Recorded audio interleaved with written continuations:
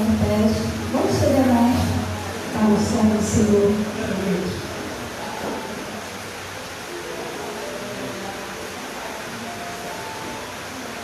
Senhor nosso Deus, te louvamos, Pai, mais uma vez diante da tua presença, Senhor.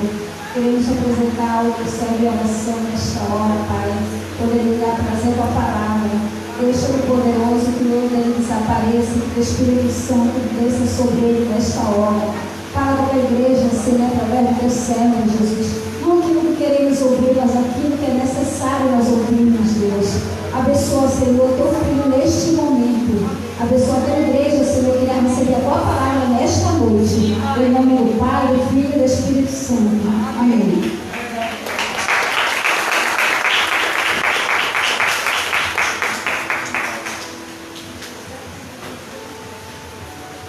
Amém. Meninas, estão uma bênção aqui. Pode sentar, fique à vontade, tá? Boa noite a todos. Graça e paz. Você viu lá? Você viu lá? Amém. Como está,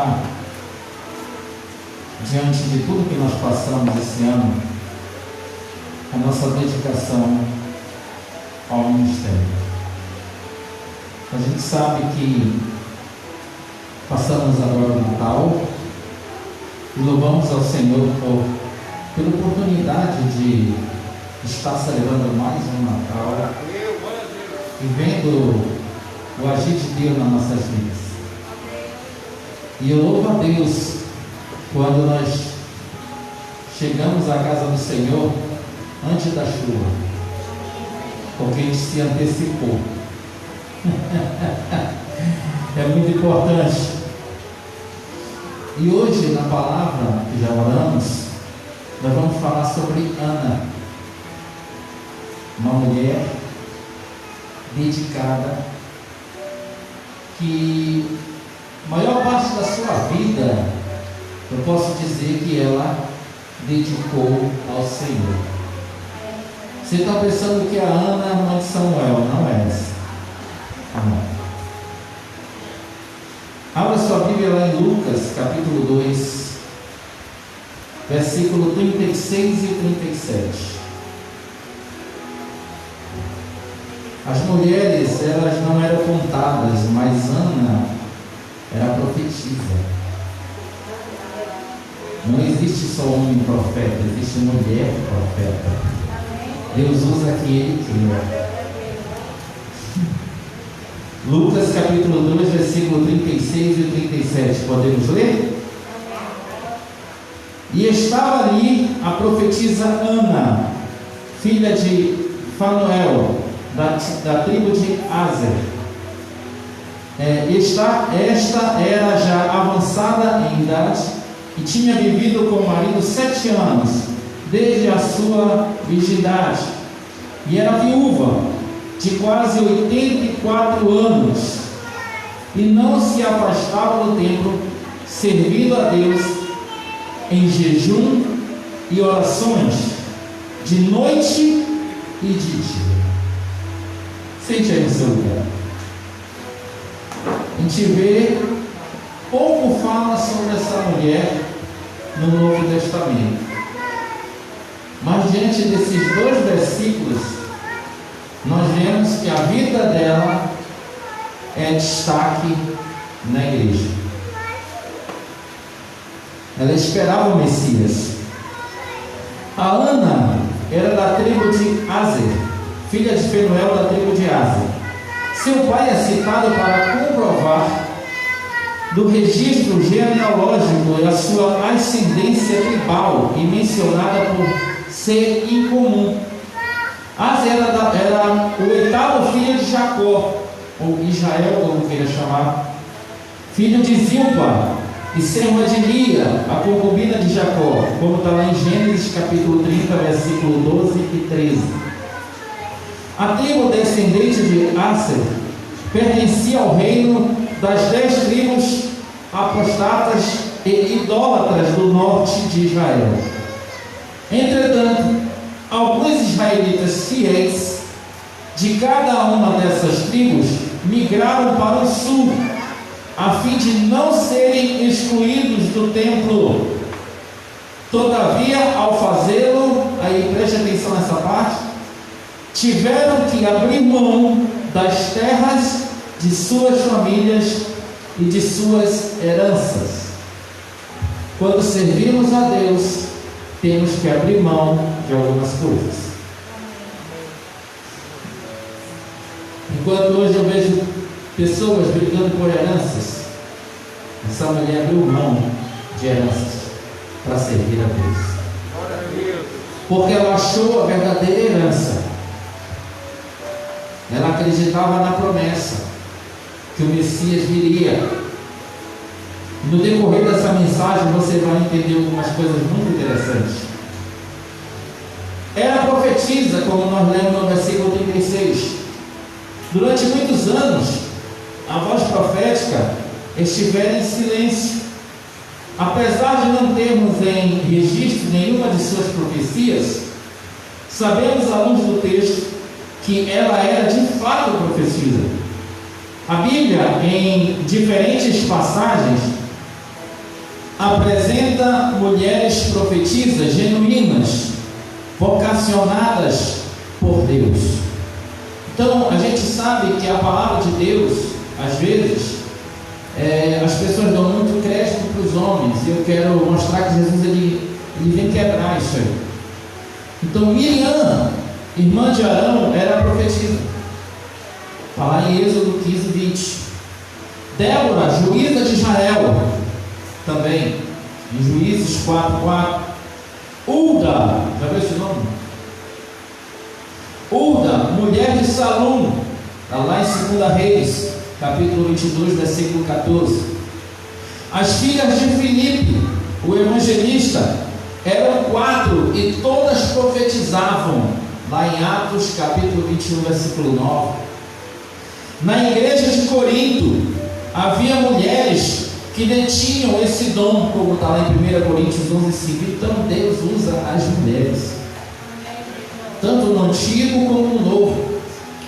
Mas a dedicação dessa mulher causa um destaque, pois por ser viúva, como cita o versículo 37, lemos que ela vivera apenas 7 anos com seu cônjuge. E essa parte é interessante, irmãos, preste atenção. Eu pesquisando e lendo e meditando sobre isso, até ele morrer. Geralmente as viúvas nesse período eram negligenciadas, e o pior ainda, ela não teve filhos, não deu geração no seu esposo, e isso era muito importante para os judeus. E aí, por ser negligenciada e ignorada, era esquecida. Era a mulher piedosa, ela, Ana. O versículo 37 diz que não deixava o templo servindo a Deus dia e noite com jejuns e orações. Hoje a gente sabe que algumas pessoas chamariam essa mulher de beata, mas ela tinha um propósito com Deus. Ela tinha um ministério diante do Senhor. Isso não dependia de opiniões de terceiros, porque ela sabia da responsabilidade dela com o Senhor. Então, quando nós vemos a dedicação dessa mulher, nós olhamos e espelhamos o nosso ministério. Como é que eu estou diante do Senhor para com o ministério que Deus entregou na minha mão? Ministério de evangelizar, de célula, de discipular alguém, de visitar, de orar, de interceder, de tocar, de cantar, de ministrar como as meninas ministraram. Todos esses ministérios são importantes. Nenhum é mais importante ou menos importante, porque todos estão servindo de adoração a Deus. E Deus recebe essa oração. Ele recebe. Todos nós temos algo para acrescentar. Após a morte do seu marido, Ana passou a dedicar-se a servir a Deus em tempo integral. Ela não foi procurar outro marido, ela não foi procurar outra pessoa, ou criar outra, não. Ela disse: agora eu vou me dedicar 100% a Deus. Não estou dizendo que se você teve uma vida conjugal não possa casar novamente, se a pessoa morreu, né, até que a morte separe, você não possa ter outra pessoa. Não estou dizendo isso. Mas essa mulher disse: eu já tive a oportunidade, morreu, agora eu vou me dedicar ao Senhor. Tamanha era a fidelidade e adoração que ela queria servir ao Senhor. Ela não queria que nada atrapalhasse agora o ministério dela.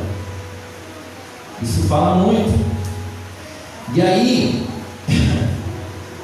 ela servia de modo integral com orações e jejuns. Às vezes tem dificuldade de jejuar.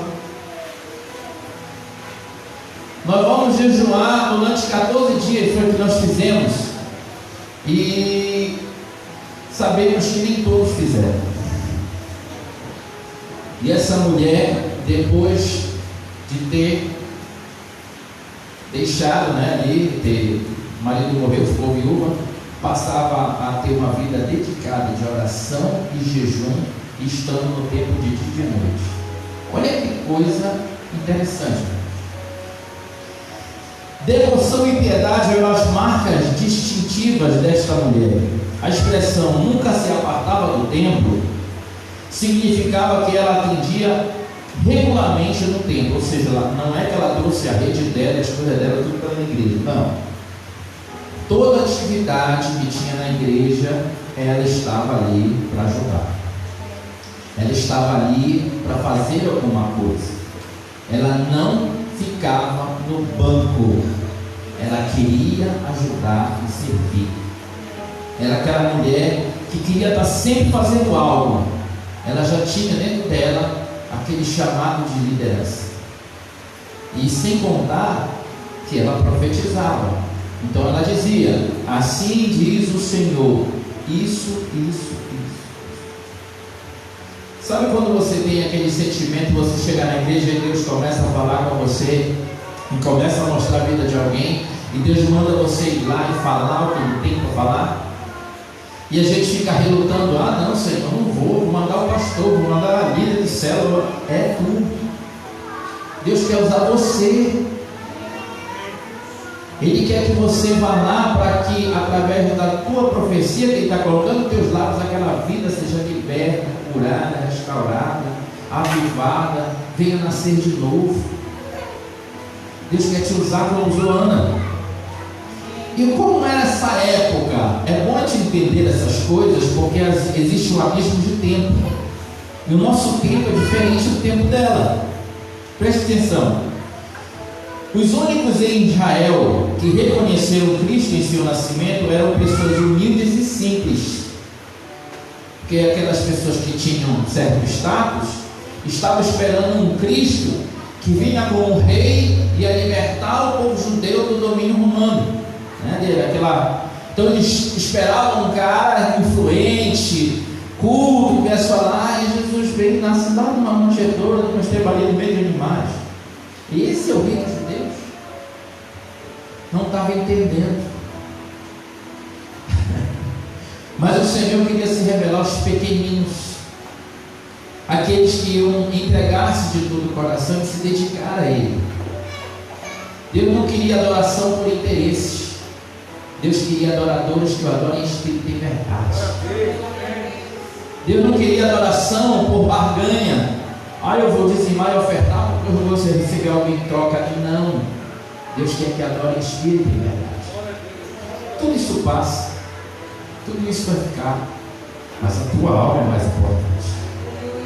A tua família é mais importante. As vidas são mais importantes. E aí, nessa época, com exceção dos magos, que eram os únicos que tinham recurso financeiro, vamos dizer, poder aquisitivo alto, como está em Mateus capítulo 2, versículos 1 a 12, e os magos estão aí, né? Que eram estrangeiros e gentios e ricos, poderosos e influentes em sua própria cultura. Os únicos israelitas que compreenderam ser Jesus o Messias por ocasião do nascimento dele foram Maria e José, os pastores Simeão e Ana, como nós lemos aqui. Segundo MacArthur, eu procurei isso aqui, achei interessante. O fato de Ana ser descendente de Arce sugere que sua descendência deve muito à graça de Deus. Seus ancestrais ou migraram para o sul antes da conquista assíria de Israel, ou estavam entre poucos espalhados, exilados, que voltaram do cativeiro. Seja como for, Ana fazia parte do remanescente fiel do Reino do Norte, e era símbolo vivo da compaixão de Deus para com o seu povo. Interessante isso. Aquele povo que queria permanecer fiel, eles se afastaram, abriram mão. Então aí vem a pergunta para nós: nós somos fiéis a Deus como essa mulher, a profetisa Ana, foi? Nós temos sido fiel ao Senhor a esse ponto de abrir mão de algumas coisas, não estar preocupado e colocando outras coisas em primeiro lugar? Qual foi a ação que nós aprendemos aqui e que nós vamos estar meditando? Ana era uma idosa e viúva. E a gente sabe que na palavra de Deus diz que a religião pura e imaculada para com o Senhor, qual é? Ajudar, visitar os órfãos e as viúvas. E ela não olhou sua condição de viúva. Ela poderia muito bem ficar somente se lamentando e pedindo, porque a Bíblia diz, né? Mas ela não olhou sua condição de viúva. Pelo contrário, ela disse: agora que eu sou viúva, eu vou servir ao meu Deus. Então a gente sabe que a adoração, ela é uma decisão. Não precisa o ministro de louvor estar falando: adora o Senhor, dê glória a Deus. Não precisa o pastor falar: grite aleluia. Não, isso tem que estar queimando no nosso coração. O ministério ele tem que estar queimando. É algo que não dá para explicar pelo português ou pelo inglês ou por qualquer língua do mundo, porque isso é espiritual. E essa mulher sentiu isso. E é interessante que ela, avançada em dias, que vivera com seu marido 7 anos, desde que se casara, e que era viúva de 84 anos. Depois dos 19 anos, eu vou chegar nesse ponto aqui, é bem interessante. Ela fica viúva, porque era costume judeu as jovens casar-se com 12 anos. Era costume. Olhando essa questão desse costume, então se ela casa com 12, vive 7, 19. E depois de 19 ela passa aqui 84 anos, e aí ela trabalha todos esses anos dedicada a jejum, oração, de dia, de noite, no tempo. Irmãos, isso não é uma semana, não é um mês, não é uma campanha, é a vida inteira. Vida inteira dedicada ao Senhor. E eu achei interessante essa lei judaica mais antiga, permitia que essas jovens se casassem aos 12 anos. Permitia. Para nós hoje isso, na nossa cultura, na nossa região, isso não pode. Uma criança. Mas aqui existe um abismo de tempo, um abismo de cultura. Era diferente aquela época da nossa, bem diferente. Então a gente, para poder entender as coisas como estavam acontecendo, se considerarmos esses 84 anos de Ana, sendo já viúva, como eu disse, tendo 14, 17 com 19, era realmente idosa, porém totalmente possível. Não teve filhos, aqui eu anotei, nunca se casou de novo, e vivia como viúva há mais de 6 décadas. E segundo a lei judeu, se o marido morresse e não tivesse dado geração, o irmão casava-se com aquela jovem para poder dar geração para o irmão. O filho não era contado do irmão, mas nem isso ela teve. Deveria ser o marido o filho único também. Então a gente vai vendo como as coisas vão acontecendo. E aí, dentro dessa ação, destaca o sofrimento. Você tem sofrimento na sua vida? Tem dificuldades? Tem passado lutas? Apertos? A viuvez naquela época era extremamente difícil, irmãos. Praticamente ela dava certeza de uma vida de extrema pobreza. É provável que Ana vivesse de caridades, como a palavra diz isso, ou se sustentasse com o que sobrou da herança da família, pois ela abriu mão e foi embora. Tinha alguma coisa. Seja como for, com certeza ela levava uma vida simples e moderada, porque a verdadeira riqueza ela já tinha, que é do Senhor. Às vezes ele se preocupa: que sapato eu vou usar? E aquela prateleira cheia de sapatos. Que camisa eu vou usar? Não tenho nenhuma. Não, porque aquela que você queria usar estava suja, mas está cheia de camisa para a rua. E aí eu meditando sobre isso, eu disse: Deus, a gente precisa aprender muito. Ana era assídua no templo. Ela não gostava de se atrasar. Chegava primeiro, saía por último. Às vezes a gente chega no culto e o que acontece? Meu Deus, eu tenho que resolver um negócio, então eu vou chegar atrasado. Há tempo para tudo debaixo do céu. Esta não deixava o templo, mas adorava a noite e dia em jejum e oração. Ana era uma pessoa mais consagrada que encontramos nas páginas da Bíblia. Ela foi uma pessoa que viveu dedicando-se ao jejum e oração. Então você vai procurar na Bíblia, você não vê uma pessoa além dela, eu procurei e não achei, que se consagrou mais na palavra. Vida dedicada. E detalhe, as mulheres não eram contadas. No final você vai ver toda essa dedicação, o que essa mulher recebeu de recompensa. Interessante, irmãos.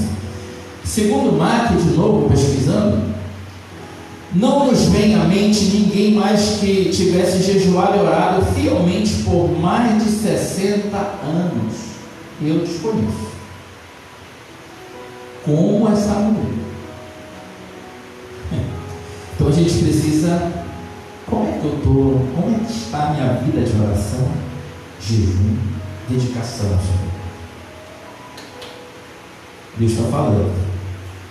Nós temos praticado jejum e oração quantas vezes por mês? Só quando é convocado por um líder? Ou isso já faz parte da tua vida? Não responda para mim. Você tem se consagrado e se dedicado ao Senhor, desviando-se do mal? Sabe quando a gente vai para um lugar e o Senhor começa a falar: vai-te embora, aí não é teu lugar, e a gente insiste e fica? Quando a gente insiste e fica, acontece problemas,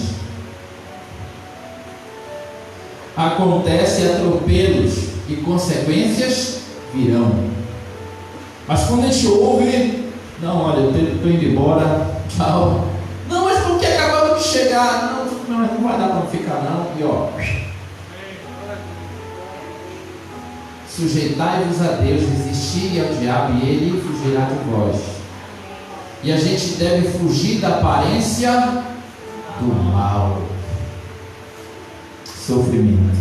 Nós temos que abrir mão de muitas coisas para servir a Deus. É renúncia. E aí nós começamos a entender aquele que quer vir após mim, pega a sua cruz e siga. Começamos a entender a sua alegria. Lucas diz que Ana nunca se apartou do templo. Frequentemente e regularmente os cultos matinais e vespertinos do templo de Jerusalém. Ana era uma mulher, era uma testemunha fiel, e chegando naquela hora dava graças a Deus e falava a respeito do menino e a todos os que esperavam a redenção de Jerusalém. Ana carregando Jesus no colo, imagina. E ela olhando: eu estou vendo o meu Senhor, eu estou carregando o Messias. Pela dedicação dessa mulher. Imagine, irmãs e irmãos, se Jesus nascesse na nossa época e você tivesse o privilégio de carregar ele no colo? Imagina, se tivesse esse privilégio de carregar ele no colo, olhar e ver aquele sono tranquilo, se sentindo seguro nos teus braços.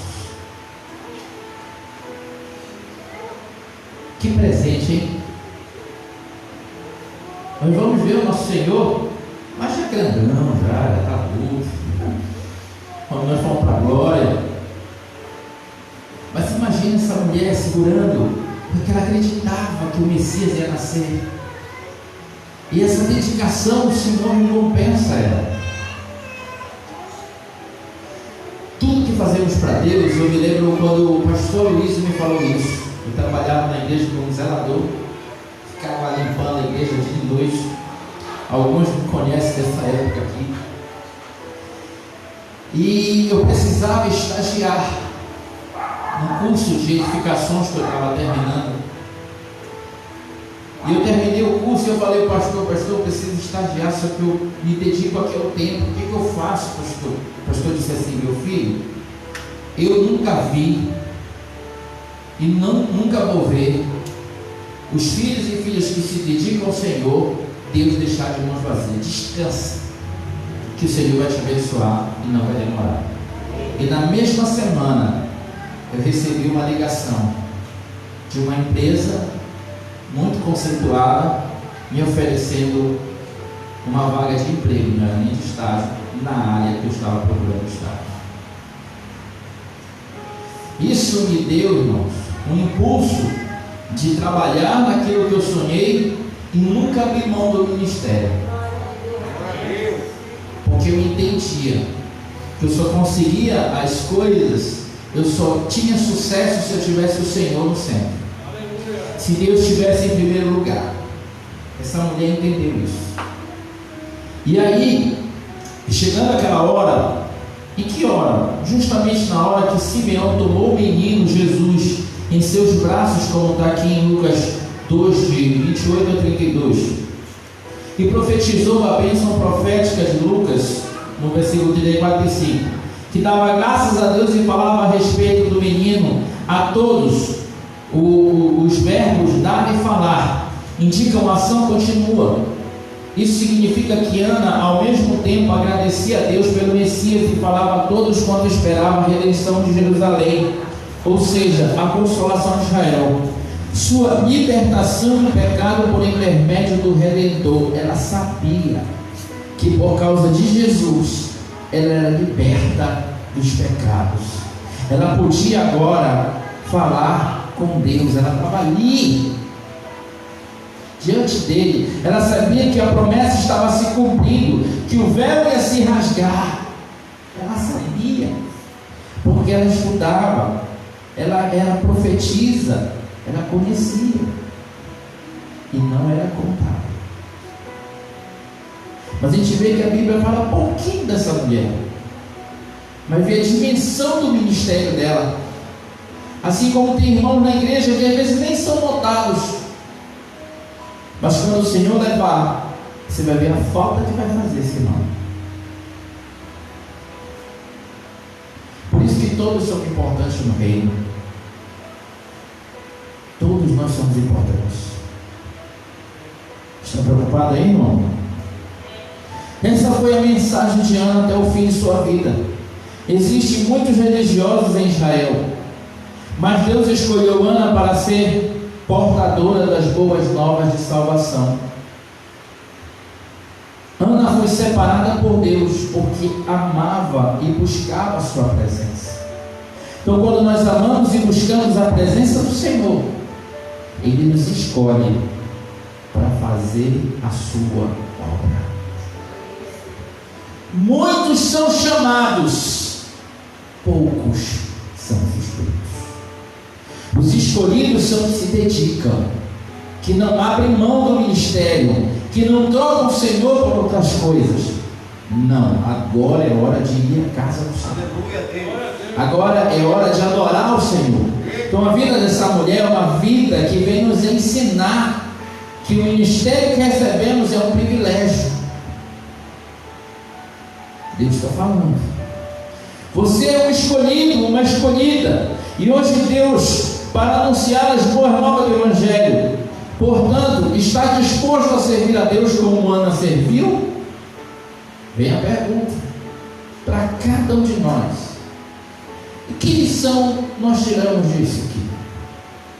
Qual o aprendizado profundo nós tiramos disso aqui? A profetisa Ana era uma mulher dessas mulheres fascinantes que a vida nos reserva. Pouco se fala dela, somente 3 versículos bíblicos, somente. Mas é o suficiente para descrever um pouco da vida e do caráter e de suas qualidades. O testemunho dela é extraordinário. E aí os últimos pontos que eu anotei aqui para a gente fechar essa reflexão. Uma mulher que exala o bom perfume de Cristo e uma inspiradora da vida dedicada a Deus. Idosa e não abria mão da obra.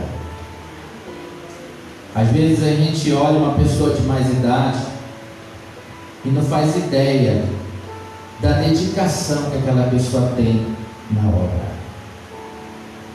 da experiência que aquela pessoa já viveu, e tenta passar isso para os mais jovens, tenta instruir. Não é assim? Se os jovens fossem mais sábios, escutavam os de mais idade, porque eles já passaram pela idade que nós estamos passando, e já tiveram experiências que nós estamos tendo e ainda vamos ter. Então, antes de tomar qualquer decisão, converse com o Senhor e peça para Deus falar com você, e Deus vai relevantar esses profetas e profetisas, pessoas de experiência, para te instruir e te ensinar, porque Ele te ama. Se pudermos descrever um resumo, uma síntese da vida de Ana, poderíamos assim destacar uma mulher adoradora e completamente apaixonada por Deus. E essa paixão dela não acabou. Essa chama queimava cada dia mais e mais e mais. Ela dizia: eu preciso fazer mais por meu Senhor. O Messias está chegando e eu tenho que falar dele. Eu preciso falar dele, porque ele é a redenção, ele é o livre acesso ao Pai. Não vamos mais precisar estar sacrificando animais, porque ele será o sacrifício perfeito. Que coisa fantástica! E Ana não tinha o que nós temos hoje, a Bíblia toda impressa, escrito aqui na nossa frente. Imagina se ela tivesse já. É forte, irmãos. No tempo podemos derramar nossos corações diante daquele que conhece nossas necessidades, nossas aflições e os nossos anseios e desejos. Então, no templo, ela entendia que ela se derramava na presença de Deus, assim como a mãe de Samuel se derramou, uma mulher estéril, e Deus concedeu dela ter não somente um filho, mas vários. E essa outra Ana aqui não teve nenhum, mas quantos filhos espirituais ela não gerou? Quantas vidas ela não salvou? Quantas pessoas não foram dedicadas? Porque Deus não quis dar para elas filhos de sangue, mas deu filhos espirituais, deu a igreja para ela cuidar. É interessante isso, é muito interessante. E aí eu vejo aqui, no tempo Ana alimentava o seu espírito e sua alma era satisfeita. Então a gente precisa alimentar o espírito, porque nem só de pão viverá o homem, como foi citado aqui em uma oração, né? Mas de toda a palavra que procede da boca de Deus. Então quando ela ia no templo orar, Deus alimentava ela. Tu me farás, como diz o Salmo 16, verso 11, tu me farás ver os caminhos da vida, na tua presença a plenitude de alegria, na tua destra delícias perpetuamente. Vale mais um dia na tua casa, Senhor, do que 1000 lá fora.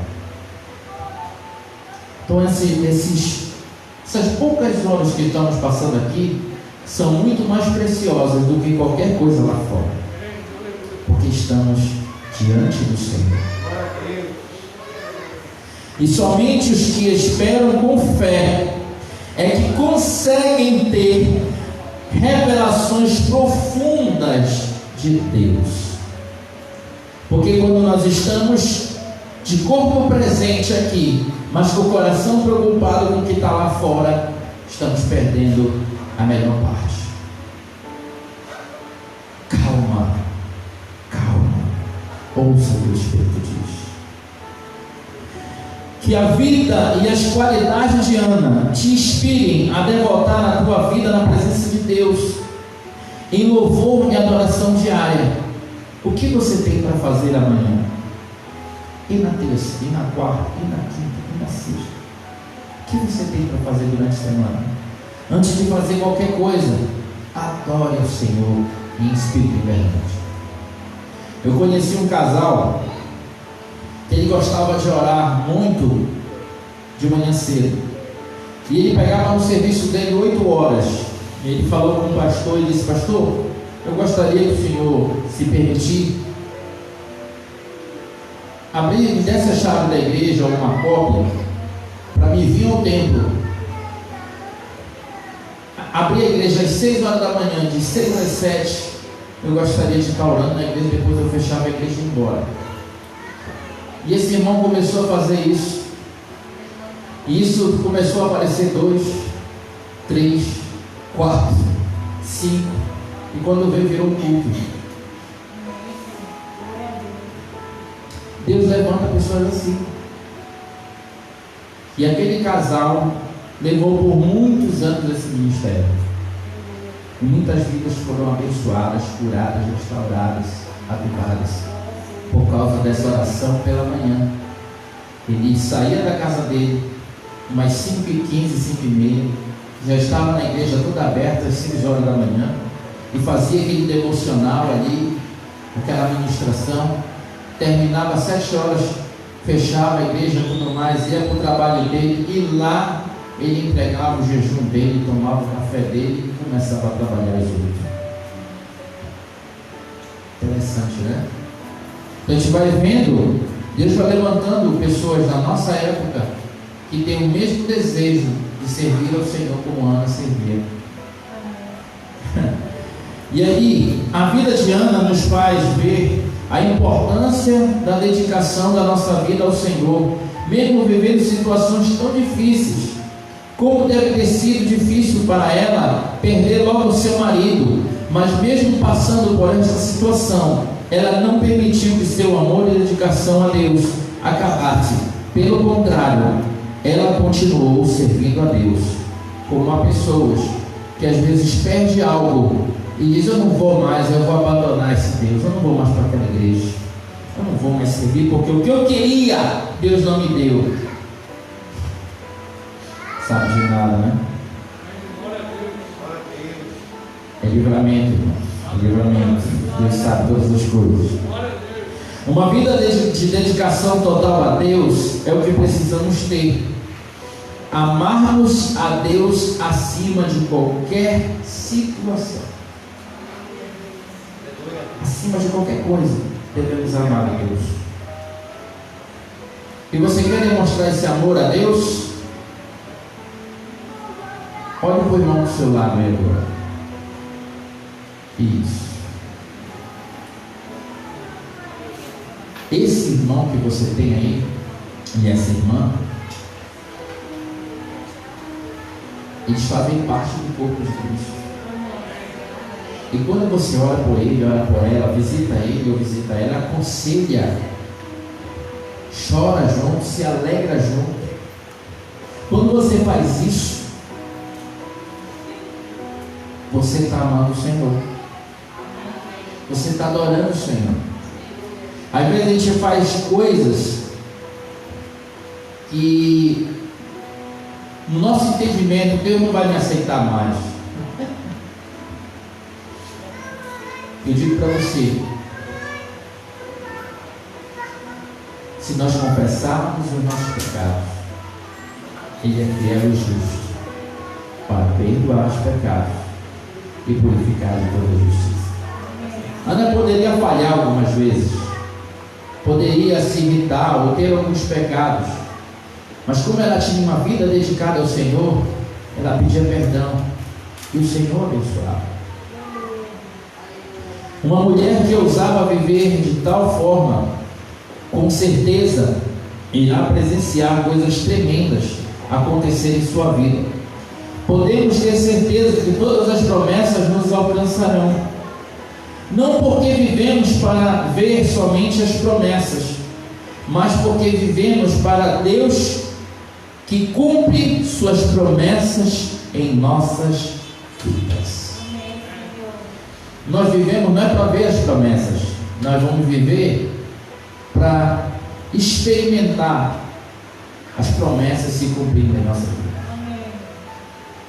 Então não devemos ser somente do povo chamado, nós temos que estar no meio dos escolhidos, porque aqueles que só ficam olhando o milagre na vida do outro, só vai dar testemunhar do que Deus está fazendo na vida do outro. Mas se você se dedica àquilo que Deus colocou na tua mão, que é hora de recomeçar. Poxa, pastor, eu caí, eu atrasei minha vida em algumas coisas, tive decisões erradas.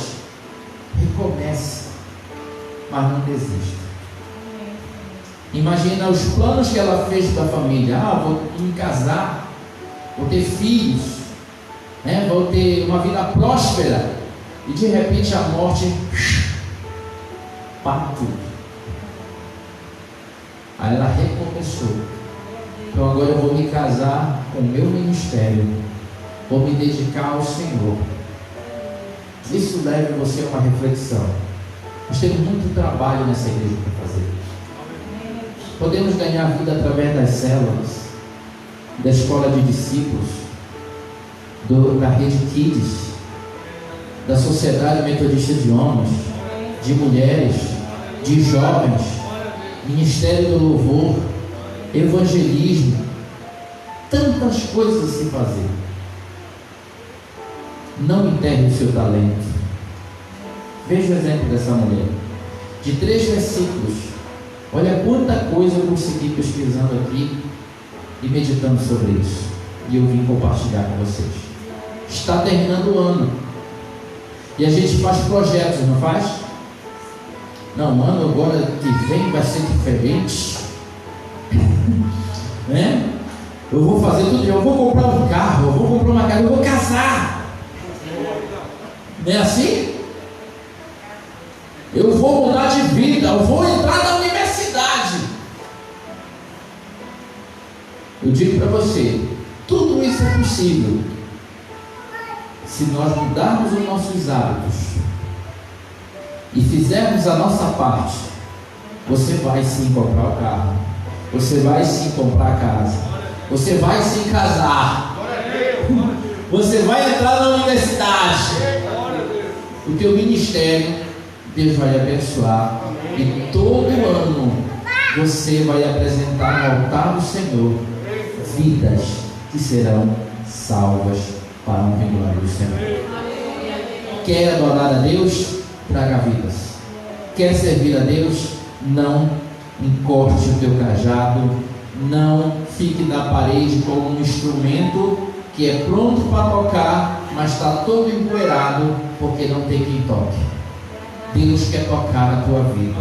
Deus quer te usar como instrumento bem afinado para que venha tocar vidas. Para assim como você foi transformado, Deus quer transformar aquelas pessoas.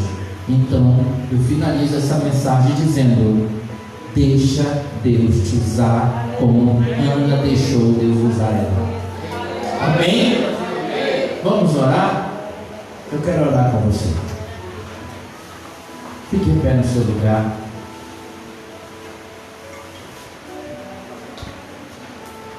Feche os seus olhos. É o teu momento com Deus. É a tua vida com Deus. Querido Deus e amado Pai, nós temos, Senhor, a oportunidade, o privilégio de servir ao Senhor na tua casa, de servir ao Senhor na célula, de servir ao Senhor na escola de discípulos, nos grupos missionários da igreja, nos cultos de oração, nas visitas, nos evangelismos. Nós temos a oportunidade de servir ao Senhor através da ministração da palavra, através da adoração, de tocando instrumento ou cantando, as meninas aqui dançando, através do teatro. Nós temos várias formas. Nós podemos servir ao Senhor limpando a tua casa, reformando, construindo, ampliando esse lugar. Nós podemos servir ao Senhor usando o nosso conhecimento para alcançar vidas. Mas, Senhor, muitas das vezes a gente tem sofrido e tem passado por situações que somente o Teu Espírito pode intervir. E que nesse momento, Pai, assim como o Espírito Santo, e eu creio nisso, ardeu no coração de Ana, queimou no coração dela e não deixou ela parar, mas ela exerceu o ministério ali com excelência. Que o mesmo Espírito Santo venha queimar em nossos corações, nos direcionando a esse chamado, a esse ministério, tirando todo o medo, porque o verdadeiro amor lança fora todo o medo, tirando toda a timidez, tirando todo o atrapalho, tirando tudo aquilo, Senhor, que tem tentado impedir de exercermos o Teu chamado em nossas vidas. Aleluia. Existe aqui na igreja, Senhor, pregadores que estão nascendo. Aleluia, Deus. Existem profetas e profetisas que estão nascendo. Aleluia, Deus. Existem líderes de célula, supervisores e coordenadores de célula que estão nascendo. Aleluia. Existem professores da escola de discípulos que estão nascendo. Aleluia. Aleluia. Existem ministros de louvor que estão nascendo. Deus, aleluia. Existe, Senhor, ministério que está nascendo como de dança, Aleluia. ministração que nasceu aqui. O Senhor trouxe pessoas para ministrar na tua casa. Aleluia, Deus. Ah, Deus, Creio, Deus. não queremos negligenciar os chamados, Senhor. Aleluia. Que esse fogo do Espírito Santo que ardeu no coração dela venha arder no nosso coração todo dia. Que venhamos ter essas experiências tanto pela manhã como pela noite, e sabemos que o Senhor vai nos usar como Tu queres. Deus está falando com a igreja: se Tu queres ver a tua vida ser um milagre, por onde Tu passar os milagres te seguirem, deixa o coração rasgado diante de Deus. Aleluia. Deixa o teu coração aberto. Quando o Espírito Santo falar com você, obedeça. Quando o Espírito Santo mandar você parar de fazer alguma coisa, pare. Quando Ele mandar você começar, comece. Somente obedeça. O Senhor está te levantando. O Senhor está dizendo aqui, aleluia, que às vezes Ele tem te chamado, você diz: eu não, Senhor, eu não, mando outro, eu não tenho condições. O Senhor te capacita. Aleluia. É o Senhor quem põe as palavras na tua boca. É o Senhor quem põe unção sobre você. E quando você estender a mão, pessoas serão curadas, libertas, restauradas. Aleluia, Deus. Famílias inteiras se renderão ao Senhor por causa da tua obediência. Aleluia, Deus. Deus está te levantando, igreja, não para ganhar somente essa rua, não para ganhar esse bairro, mas para ganhar essa cidade. Deus está te levantando aqui, igreja, porque Ele vai semear profetas que abrirão congregações, que abrirão igrejas, e nós vamos ganhar famílias inteiras para a honra e glória do Senhor. Aleluia, Deus. Louvado seja O Senhor é conosco, assim como foi com a vida de Ana, Ele é conosco. E nós tivemos o privilégio de ter essa palavra ainda no nosso coração. Coloque a mão no seu coração. Até você que está nos assistindo, coloque a mão no seu coração. E repita comigo: Senhor Jesus, Senhor Jesus, eu de mim mesmo eu de mim mesmo não posso fazer nada, não posso fazer nada, pois sem Ti sem Ti eu não sou ninguém. eu sou ninguém. Mas como Tu me chamaste pelo nome, e Tu tens um ministério separado para mim, em nome de Jesus, Em nome de Jesus, que o Senhor venha tirar tudo que não presta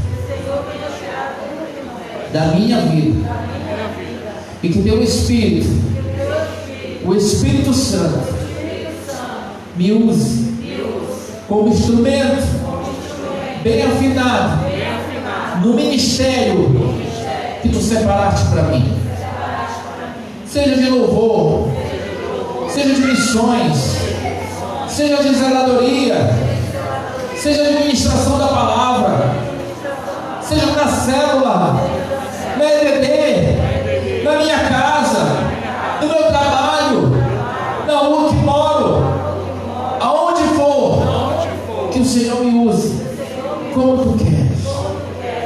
Eu creio, Senhor, que os dons se manifestarão na minha vida, que os frutos do Espírito eu terei todo dia, e vidas serão alcançadas através do meu testemunho, porque o Senhor é comigo e colocará as palavras certas para ministrar na vida de todos o que o Senhor trazer diante de mim, em nome de Jesus.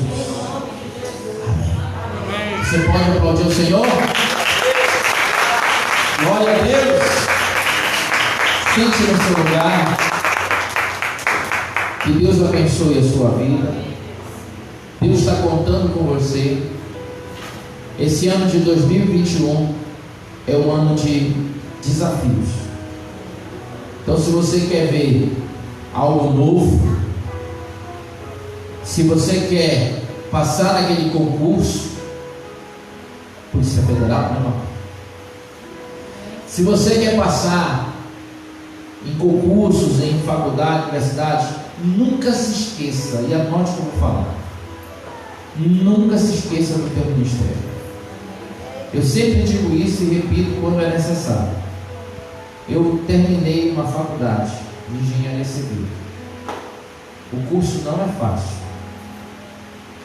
E diante desse curso, uma coisa eu não abri mão, foi de pastorear a casa do Senhor. Muitos amigos meus que tinham muito mais tempo do que eu para estudar, ficaram pelo meio do caminho e se formaram 1 ano ou 2 anos depois. Mas como eu me dedicava na casa do Senhor, ao ministério do ensino, na escola e das ministrações, nos cultos à noite de sábado, domingo, visitação, durante 5 anos eu não sabia o que era vida social, irmãos. Era trabalhar na obra, trabalhar na vida secular e estudar à noite durante a semana. Foi anos corridos. Mas eu nunca fiquei por uma prova de recuperação. Os professores disseram: cara, tu é autodidata. Qual é o teu segredo? Eu dizia: jejum, oração, Deus. Esse é o meu segredo. Porque todos que fazem engenharia sempre ficam em uma matéria, ou vão para uma prova final. Tu nunca vai. Eu disse: Deus.